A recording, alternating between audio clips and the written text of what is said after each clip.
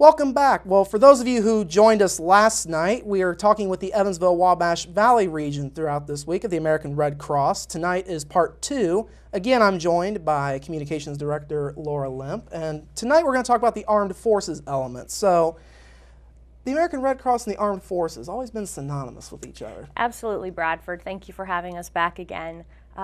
We were founded with the service to the Armed Forces mission in mind. Clara Barton, who went to Congress and chartered what is now the American Red Cross, was known as the angel of the battlefield and helping Civil War soldiers and being a steward to those fighting for our country.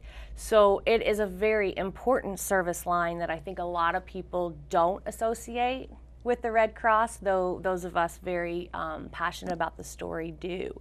And I think because Du Bois County in general has a very large military presence, as does our entire region across the Evansville-Wabash Valley of the American Red Cross.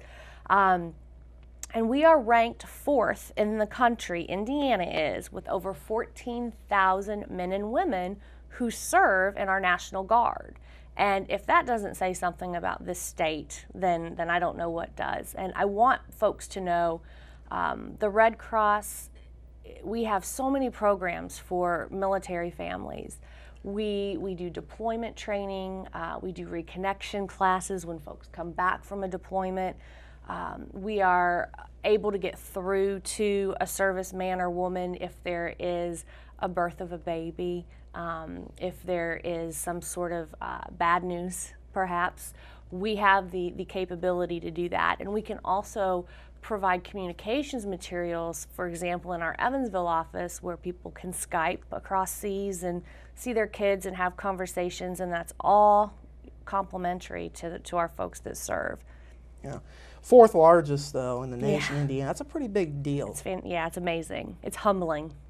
So, moving forward now, you have some programs you wanted to talk about, too. Yes. Du Bois County is involved with a program that is very near and dear to our heart. It's called Backpacks for Military Kids.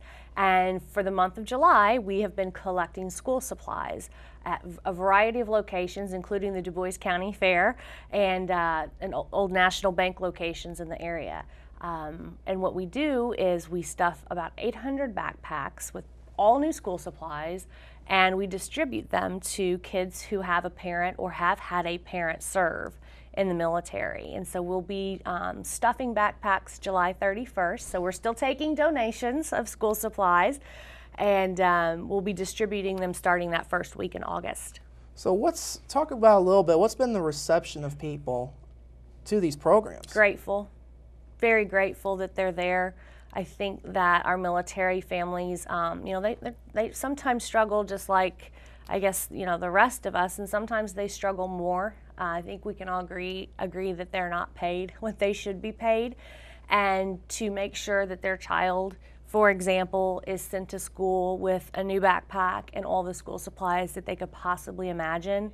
I think that helps. It helps them. It takes a little bit of a burden off of them to then focus on where else that money could go. Okay. Wrapping up for tonight's edition, look a little bit down the road, Totes for Hope. You had mentioned that briefly. Totes of Hope is for our veterans, and we have, unfortunately, a high percentage of homeless veterans in our region. And this program, again, it's donor-driven, so we look for folks to blankets and personal care supplies, comfort items that we can put in these totes, and then we take them to the different homeless shelters and veteran centers and make sure that they're distributed so they have some sort of I don't even know what the right word is, some sort of comfort, I guess, without overusing that word during the winter months. Yeah. So we do this in November. So again, though, veterans very critical of what you guys do. They are. Yes, thank you to all who have and are and will serve. Very special place. Absolutely. Well, Laura, thank you once again. Thank you so much, Bradford.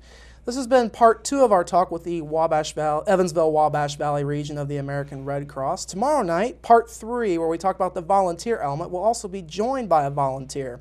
We're back after this.